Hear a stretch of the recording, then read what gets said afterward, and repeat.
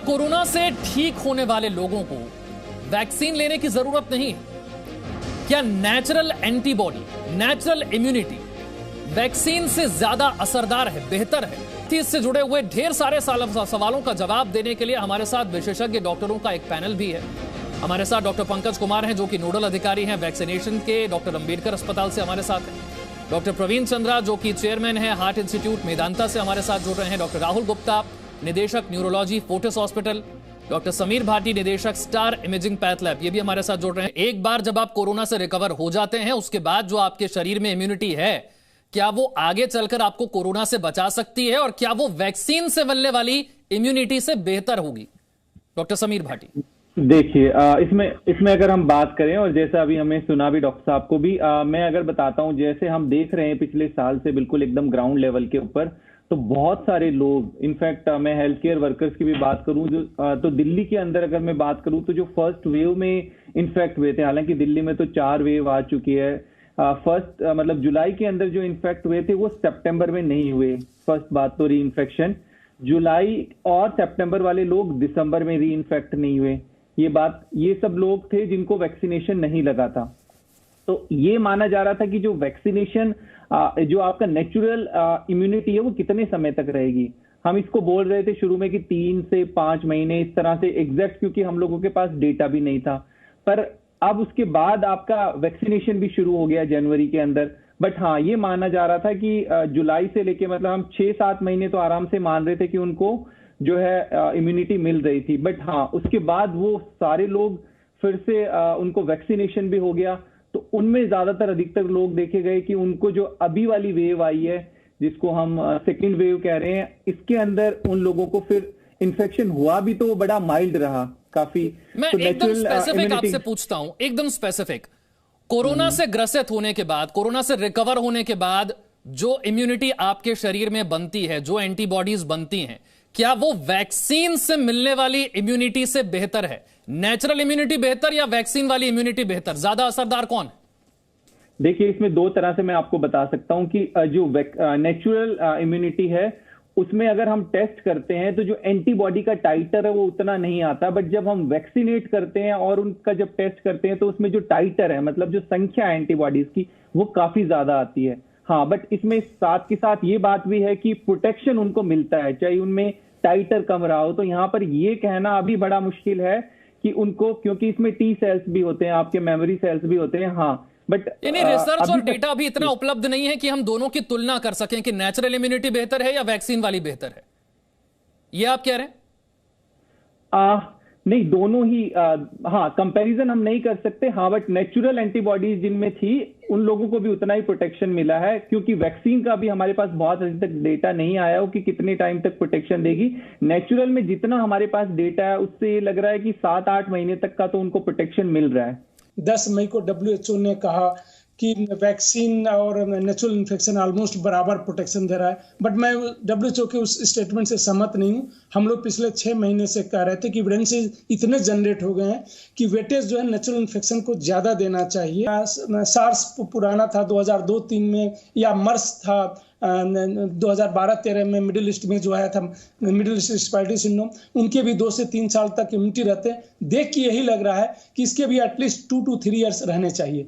हमारे पास ऐसा कोई साइंटिफिक बहुत लार्ज नंबर ऑफ डाटा नहीं है, और हमने दिल्ली में तो अभी ऐसा कोई सर्वे हुआ नहीं है कि कितने लोगों को पोस्ट कोविड निगेटिव होने के बाद कितने दिनों तक एंटीबॉडी उनके बॉडी में बना हुआ है। इसीलिए गवर्नमेंट ऑफ इंडिया का जो गाइडलाइंस है कि आफ्टर 3 मंथ कोई भी पेशेंट अगर वो पॉजिटिव होता है कोविड से, निगेटिव होने के 3 मंथ के बाद उनको वैक्सीनेशन लेना चाहिए, और उससे ही हम प्रोटेक्ट कर सकते हैं फॉर फ्यूचर, और दूसरे लोगों को भी हम प्रोटेक्ट कर सकते हैं। डॉक्टर समीर भाटी, हम नेचुरल इम्यूनिटी की बात करते हैं तो कई लोग इस वक्त जो हमें देख रहे हैं, जो गंभीर बीमारियों से पीड़ित हैं, कोई हार्ट का पेशेंट है, कोई बीपी का, कोई शुगर का, किडनी, लिवर, क्या इन सब लोगों में उसी तरीके से नेचुरल इम्यूनिटी बनती है रिकवरी के बाद? क्या हर किसी शख्स में बनती है? देखिए, इसमें बिल्कुल आपकी जो एंटीबॉडीज बनना है, इम्यून रिस्पॉन्स वेरी करता है पर्सन टू पर्सन, जिसमें बहुत सारे फैक्टर्स हैं। काफी सारे ऐसे पेशेंट्स हैं जो एल्डरली थे, उनके अंदर हमने देखा है कि उनके अंदर एंटीबॉडीज कम बनी है या नहीं बनी। जैसा अभी डॉक्टर साहब ने भी बताया, और कुछ पेशेंट्स जो ऑलरेडी इम्यूनोसप्रेसेंट ड्रग्स वगैरह पे, उनमें भी देखा गया है कि उनकी इम्यूनिटी, नेचुरल इम्यूनिटी नहीं बनी, वैक्सीनेशन के बाद भी नहीं बनी ऐसे कई लोगों की, और काफी सारे ऐसे लोग जिनकी नेचुरल एंटीबॉडीज भी नहीं डेवलप हुई। बस इसमें एक चीज और भी है, अभी जो सीरो सर्वे वाली बात कर रहे थे डॉक्टर साहब, उसमें बताया था कि दिल्ली में तो 56% के करीब हमारा सीरो सर्वे की जो रिपोर्ट आई थी कि दिल्ली की आधी से ज्यादा जनता इन्फेक्ट हो चुकी थी।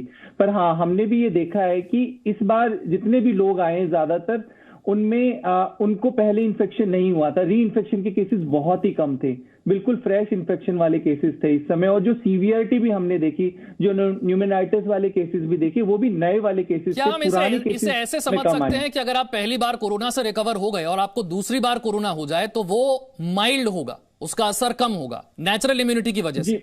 क्या ये ठीक है? जी बिल्कुल बिल्कुल, दोनों ही केसेस में, नेचुरल इम्यूनिटी में भी और वैक्सीनेशन के बाद एक्वायर्ड इम्यूनिटी में भी आपको माइल्ड सिम्टम ही रहेंगे, आप एसिम्टोमेटिक रहेंगे। और सेम हमने पुणे वाले में भी, पुणे के खैर उस तरह का डेटा नहीं है, पुणे के अंदर भी 51% के करीब सीरो सर्वे की रिपोर्ट आई थी, पर वहां पे संक्रमण काफी ज्यादा देखा गया था। पर अब वहां पर अभी ये मैं नहीं बता सकता कि वो नए लोगों, जो पुराने लोग थे उनको ही इन्फेक्ट हुआ था फ्रेश, या नए लोगों को इन्फेक्शन हुआ था जिनको पहले नहीं हुआ था। कोरोना का जो देखा गया है नेचुरल इम्यूनिटी, वो मुश्किल से 6 महीने की देखी गई है। बहुत सारे मेरे जानकार हेल्थ केयर वर्कर ऐसे हैं जिनको 6 महीने के बाद दोबारा इन्फेक्शन हुआ है। तो नेचुरल इम्यूनिटी बहुत ही स्ट्रांग इम्यूनिटी है, पर उसकी ड्यूरेशन जो है वो लिमिटेड है, और मेरे हिसाब से वो अभी 6 से 7 महीने है। कई लोग ऐसे हैं जिनकी इम्यूनिटी लॉन्ग लास्टिंग है, साल हो गया उनको दोबारा इन्फेक्शन नहीं हुआ एक्सपोजर के बावजूद भी, तो वो बहुत ही इंडिविजुअल रिएक्शन है। जब एक बार इन्फेक्शन हो जाता है तो नेचुरली इम्यूनिटी डेवलप हो जाती है, बट द क्वेश्चन इज कि कब तक रहती है। तो माना यह जाता है कि कम से कम 6 महीने से 9 महीने तक तो अच्छी इम्यूनिटी रहती है। तो इसलिए जो अभी ये रिकमेंडेशन है और जो एक ही सोच आ रही है कि इसको तुरंत इन्फेक्शन के बाद विद इन 15 डेज या विद इन 1 मंथ का जो इनिशियल सोच थी कि करा लिया जाए, उसकी कोई जल्दबाजी नहीं। हमारे देश की हम बात करें या दुनिया के तमाम देशों की नेचुरल इम्यूनिटी को लेकर आंकड़े क्या कहते हैं, रिसर्च क्या कहती है? इसमें जो अभी कुछ स्टडीज सामने आई है यूएस, यूके और डेनमार्क की, उसमें स्टडी जो हुई है उसमें पाया गया है कि जो नेचुरल इम्यूनिटी है आपकी 6 से 8 महीने तक बनी रहती है, और 80 to 90% केसेस है उसमें ये 7 महीने तक री इन्फेक्शन से बचाती है, और 94% केसेस में ये सिम्टोमेटिक इन्फेक्शन से भी बचाती है। तो मतलब उस तरह से जो डेटा सामने आ रहा है उसमें तो नेचुरल जो है आपका एंटीबॉडीज का काफी जो है रोल समझ आ रहा है कि वो काफी प्रोटेक्टिव होती हैं। और इसमें एक चीज और भी सामने आ रही है जो हमने देखा है कि जिनको नेचुरल इन्फेक्शन हो गया था और उनको फर्स्ट डोज लगी, उसके बाद उनका जो एंटीबॉडी टाइटर है, एंटीबॉडी की संख्या एकदम से बहुत अच्छी शूट कर गई। मतलब उनमें ये हुआ कि फर्स्ट डोज लग गई और सेकेंड उनको अगर नेचुरल इन्फेक्शन हुआ तो एक एज अ बूस्टर डोज जैसे उसने काम किया। बहुत बहुत शुक्रिया सभी खास मेहमानों का हमारे साथ चर्चा में जुड़ने के लिए।